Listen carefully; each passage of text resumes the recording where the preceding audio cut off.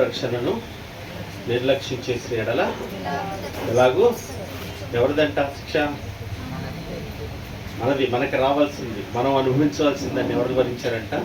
యేసుక్రీస్తు వారు అనుభవించారు. ప్యాషన్ ఆఫ్ క్రైస్ట్ సినిమా తీసినప్పుడు ఆ సినిమాని గల్ఫ్ దేశాల్లో ప్రదర్శించారంట.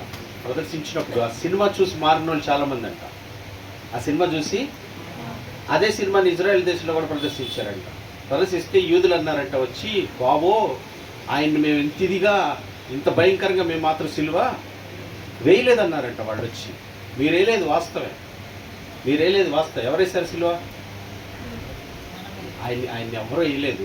ఆయన మన అందరి కొరకు ఇష్టపడి మనం వేసుకుని ఆయనే చేశాడు. ఆ భయంకరమైన దృశ్యాన్ని చూసి యూదులు చెల్లించిపోయారంట. ఏమయ్యారంట?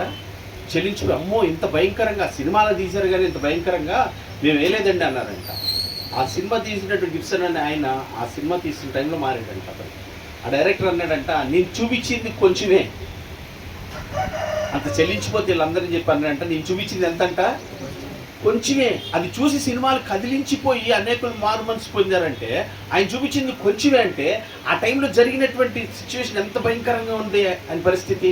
దాని అన్నీ చెప్పాడు చేసావా, కుక్క చించినటువంటి విస్తరలాగా చల్లా చెదిరైపోయి సొగసైన స్వరూపం లేక వీపి దున్నబడి నాకటి చాలా వల్లే దున్నబడి ఉంది. ఎవరికి గురించి?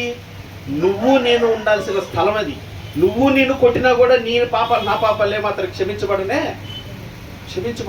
అంత గొప్ప బలియాగం నీ కొరకు నా కొరకు చేశాడు. ఎవరైతే నేను చెప్తున్న దేవుని కృపను బట్టి ఎవరైతే ఆ యొక్క విశ్వసిస్తారో ఆ రక్షణని పొందుకున్న వాళ్ళకి చర్చకి ఎలా వస్తారు తెలుసా?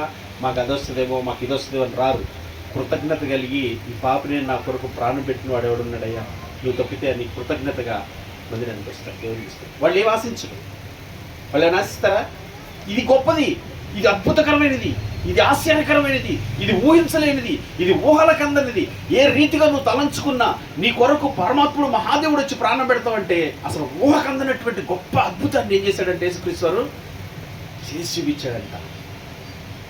మనకు అద్భుతాలంటే, ఆశ్చర్యాలంటే పిల్లలు పడతాము, గాయాలు తగ్గడం అద్భుతాలు, ఆశ్చర్యాలు మన జీవితంలో బాధాకరం అనమాట. అద్భుతం ఆశ్చర్యం ఏంటి? సర్వోన్నతుడు సర్వశక్తివంతుడు దేవుడి కుమారుడు దౌర్భాగ్యులు దుమ్ముదులు అంటే మన కొరకు ప్రాణం పెట్టాడు. చూసావా? అది ఎవరైతే తిరుగుతారు ఏమో తెలుసా? సాలయ్య నీ కృప నాకు ఏమవుతాయ్యా, నువ్వు ఉంటే నాకు చాలా వేసేది శిరస్సు నుంచి అక్కడ పడి ఉంటారంట. అక్కడ పడి ఆయన పాదాల దగ్గర కృతజ్ఞతలు పొందుతారు. ఇచ్చిన జీవిత కాలం అంతా నీకు నేను కృతజ్ఞతలు ఇంత గొప్ప రక్షణ ఇచ్చాను దేవని ఉంటారు. కానీ ఈరోజు తెలుస్తుందో విలువ? ఏం చేశాడండి, ఏమిచ్చాడండి, ఏమైందండి, ఏమవుతుంది? గొనుగుడు సొనుగుడు అనమాట. ఎంత నీచమైనటువంటి పరిస్థితుల్లో ఉన్నారంటే, నికృష్టమైన పరిస్థితుల్లో ఉన్నారంటే ఆయన చేసిన బలియాగాన్ని చూసి ఒకసారి మనం చూస్తే అసహ్యం వేస్తుంది. మనం చూసుకుంటే సిగ్గుతో తల ఉంచుకోవాల్సిన పరిస్థితి కనబడుతుందా? వాక్యపు వెలుగులో నీ కొరకు ఆ పక్కన ఆయన చేసిన బలియాగాన్ని, ఆయన కాల్చిన రక్తాన్ని, చల్ల చెదరైపోయిన దేహం ఒక్కసారి ఇంత దరిద్రుండండి నా కొరక. సిగ్గుపడాలండి, సిగ్గుపడతాం, కన్నీళ్ళు ఆగవు. బాధగా నా కొరకు ఆయన ఇంత గొప్ప త్యాగం చేశాడు, ఇంత గొప్ప ప్రాణాలు. కానీ మనకి ఎలా ఉంటుంది తెలుసా? వారం గుడ్ ఫ్రైడేకి చెప్పే మాటలే కదండి, ఆదివారం చెప్పే మాటలు. మన క్రైస్తవులు అయిపోయాం, వీటితో మనకి పనేమి లేదు. మన కొరకు కాదు, ఇది ఎవరి కోసం అంట? తెలియని వాళ్ళ కోసం అన్నట్లుగా వస్తూ జరిగిచ్చేస్తూ ఉంటాం. ఆ కృతజ్ఞత ఉందా మన హృదయాల్లో? అసలు ఆ విలువను తెలుసా మనకి? ఆయన చేసిన బలియాగం ఒక గొప్పతనం మనకు తెలుసా? తెలిస్తే ఇంకేం అడగవు.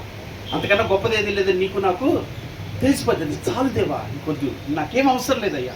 భక్తులు ఎందుకు వాడారు ఆ పాటలో? నువ్వు తప్పితే నాకేం అక్కర్లేదు, నువ్వు ఉంటే చాలు. ఎందుకన్నా అది ఎంతో విలువైందో వాళ్ళకి తెలిసిందండి.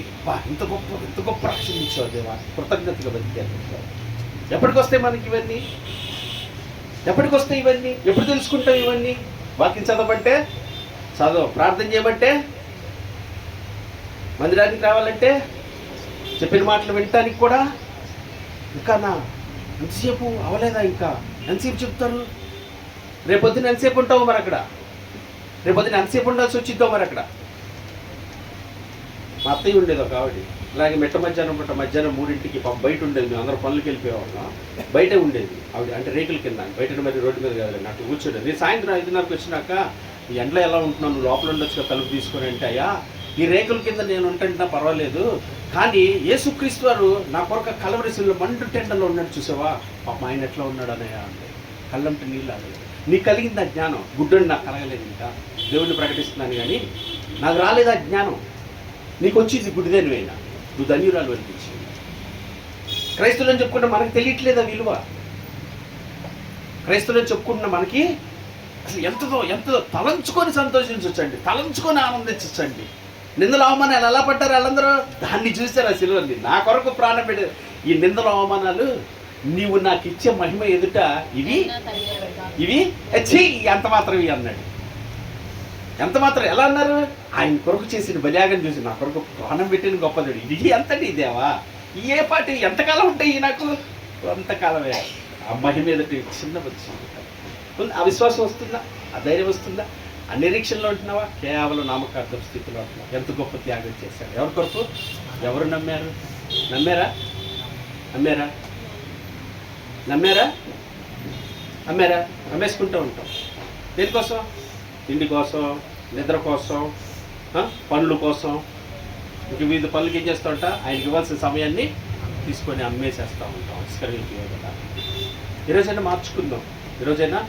మార్చుకుందాం, ఆలోచించేద్దాం సంపూర్ణమైన చిత్తానికి. అప్పుడు నుంచి ఎంత ప్రేమను చూపిస్తున్నారు నీ ఆడలేదా? ఒకసారి తలంచుకుంటే బాధేస్తుంది. ఏదైనా జరిగితే ఎక్కడికి పోతామో, ఏదైనా జరిగితే ఏంటి నీ పరిస్థితి? ఒకవేళ సమయం అయిపోయి ఈ సాయంత్రం నిన్ను పిలిస్తే నువ్వు ఎక్కడికి వెళ్తావో, ఇంత గొప్ప నిర్లక్ష్యం చేసి ఏమైపోతావో, ఆ రోజు బాధపడేది ఎవరు? నువ్వు నేనే. తోసేసినా నువ్వు నేనే. దైవజన్మ సమయం ఇస్తున్నాడు దేవుడు. ప్రభుత్వ జ్ఞాపకం చేసుకో. నిర్లక్ష్యాన్ని విడిచు, అలక్ష్యాన్ని విడిచు. భయభక్తులుగా ఆయన పెట్టిన ఆయన కృప చూపించు. నా కొరకు ఎంత త్యాగం చేసావని జ్ఞాపకం చేసుకుంటూ ప్రార్థన చేద్దాం. పడిన మాటల నిమిత్తం కళ్ళు మూసుకొని ప్రార్థన చేద్దాం. ప్రతి ఒక్కరు కళ్ళు మూసుకొని ప్రార్థన చేద్దాం. సిస్టర్ ప్రేయర్ చేస్తారు. ఒక 2 నిమిషాల పాటు ఒకరు జ్ఞాపకం చేసుకో.